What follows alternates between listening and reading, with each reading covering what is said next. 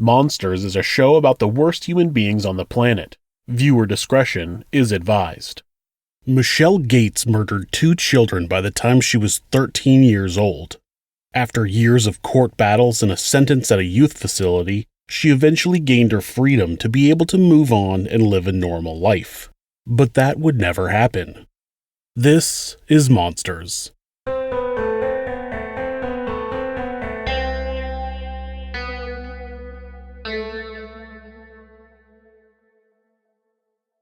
Michele Gates was the child of a teenage mother, Diane Gates, who spent most of her childhood being raised by her grandmother, Deletta Reese.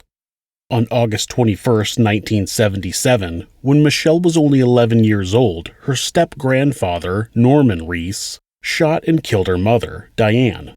It's said that Norman had caught Diane out late with a man and believed she had turned to prostitution, so he shot her. He would later say in court that prostitution was, quote, a fate worse than death, end quote. He was convicted of menacing and first-degree manslaughter and sentenced to 5 years in prison. Psychiatrists throughout her life would go on to claim that this event taught Michele that killing was an acceptable method of solving her problems. They also claimed that her mother had taught her that the only thing that mattered in life was self-gratification. The following year, Natia Otino, Michele's 3-year-old cousin who she regularly babysat, had an accident while on a trip to the Washington Park Zoo, now called the Oregon Zoo. While Michele was chasing after another child, Natia managed to fall into a duck pond in the waterfowl enclosure and drowned. This string of unfortunate family events, the death of her mother, the imprisonment of her step-grandfather, and the death of her cousin, led Deletta to seek counseling for Michele. The effort was fruitless as Michele was expelled from the Catlin Gable Private School on December 13, 1979. She had been accused of stealing another student's purse. It was January of 1980, and that winter had already been a bad one at the O'Neill residence, which included mother Gail, 6-year-old Bethany, and 4-year-old Ruth. Someone had broken into their home and stolen their Christmas presents the month before. Strangely, the only items stolen during the robbery were presents intended for Ruth, gifts that Michele had helped pick out since she knew both girls well, being their regular babysitter. Gail O'Neill never particularly liked the neighborhood where she lived in Portland, Oregon, and was planning to move. She had already sold the house, and they were scheduled to leave the area on February 1st. On January 4th, one of 3 things happened depending on which newspaper you read. In one version of events, Gail gave in and let Ruth walk by herself 3 doors down to the Herfe's, a local restaurant that served hamburgers and ice cream. The second version is that Michele knocked on the door and offered to take Ruth to Herfe's to get a treat. The last version was that Michele lured Ruth out of the house while Gail was distracted on the phone. It's believed that Bethany had spent the night at a friend's house and wasn't home at the time. No matter which story is accurate, once Gail realized that Ruth was missing, she went down to the Herfe's to look for her. When Gail didn't see her daughter in front of the restaurant, she looked around the building. When she found Ruth's rain boots in the dumpster, she notified police. Since she was the regular babysitter for the O'Neill girls, Michele Gates was questioned by the police. Not in a "what happened to Ruth" way, but more of a "you spent time with her, where would she go" way. That evening, Ruth's body was found in the backyard of a neighbor's house in a pile of debris. This backyard was the neighboring yard to the back of Michele's grandmother's house. She was fully dressed, but her underwear and socks were missing. Her raincoat was found nearby, and her socks and underwear were later found in a shed in the backyard of a different neighbor. It's thought that they were intentionally placed there in an attempt to frame the man who lived there. The coroner would determine that there was no sign of sexual assault and that the cause of death was drowning. With no strong leads, detectives compared notes, and when they discovered inconsistencies in the statements that Michele had made, they brought her into the station for further questioning. Michele initially suggested that Ruth had been killed as part of a sex crime. She also suggested that Gail might have accidentally killed her and was now attempting to cover it up. After detectives pointed out her inconsistent statements, she changed her story. She said that she had discovered Ruth's body after they had played hide and seek, but she didn't tell anyone about it. When that story didn't work, she said that she and Ruth were splashing around in the above-ground pool that was in the backyard of her grandmother's house. It had been drained, but there was still about 10 inches of water at the bottom. Michele claimed that Ruth slipped, hit her head, and then drowned in the pool. Investigators eventually got the girl to admit the truth. Michele explained that she lured Ruth into her backyard by promising her a new bathing suit and saying she would teach her how to swim. Once in the pool, she pushed the small girl's head into the water until she stopped moving. After that, she put Ruth's clothes back on, sans underwear, and lifted her body over the fence and into the neighbor's yard. That would not be the only murder that Michele Gates would confess to that day, though. Apparently, Michele was on a roll since she chose to describe how she had also drowned her 3-year-old cousin, Nadia. On November 8, 1978, she had taken Nadia with Bethany and Ruth O'Neill to the zoo. She confessed to pushing Nadia into the duck pond where he drowned.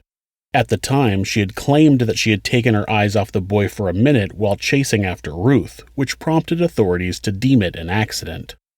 At this point, the person who had just confessed to 2 murders would be sent to jail to await trial. Unfortunately, the state of Oregon was not equipped to handle a case like this, and they had a number of problems convicting her of the crime.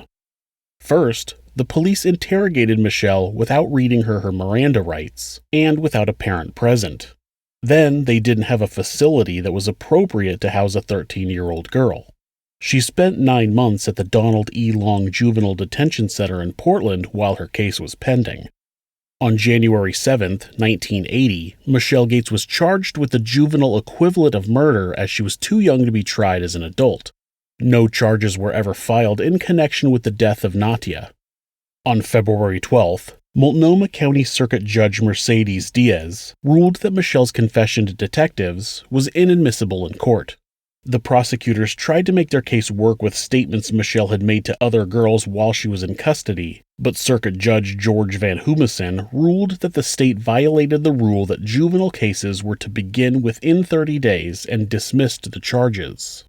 Once that happened, the juvenile court, along with Michele's father, James Gates, petitioned to have her made a ward of the court. It took 9 months, but Michele was eventually made a ward of the court and placed into the care of the state child welfare system. The state sent Michele to the Elan school in Poland, Maine. That's not a mistake. You might think I meant Portland, Maine, but the school was actually in a town called Poland. It was a private boarding school that operated a controversial behavior modification program. The school had numerous accusations of physical abuse against the students prior to its closure in 2011. Illinois state officials removed 11 children in 1975 after allegations of mistreatment. It was revealed in 2002 that the school had a boxing ring that they used to force students to fight each other as a means of behavior modification. It was believed that student Phil Williams died on December 27, 1982, after participating in one of the fights. Police in Maine opened an investigation into the allegations in 2016, but insufficient evidence was found to bring charges against the school. While Michele was in Maine, the prosecutor appealed Judge Van Humissen's ruling and won, having the charges against her reinstated. Once that happened, the defense filed a motion that Michele was not mentally capable of standing trial. Michele was sent back to Portland in 1984 after years of being a problem resident at the behavioral school. Psychiatrists from the school said that she had a, quote, consistent pattern of manipulation, end quote, and would later testify, quote, Michele, in our experience with her, demonstrated that she is still more interested in getting even than getting ahead, end quote.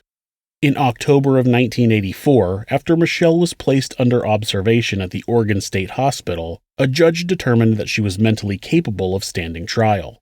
Even though her confession had been thrown out, the now 18-year-old murderer was convicted of the juvenile equivalent of murder on January 15, 1985.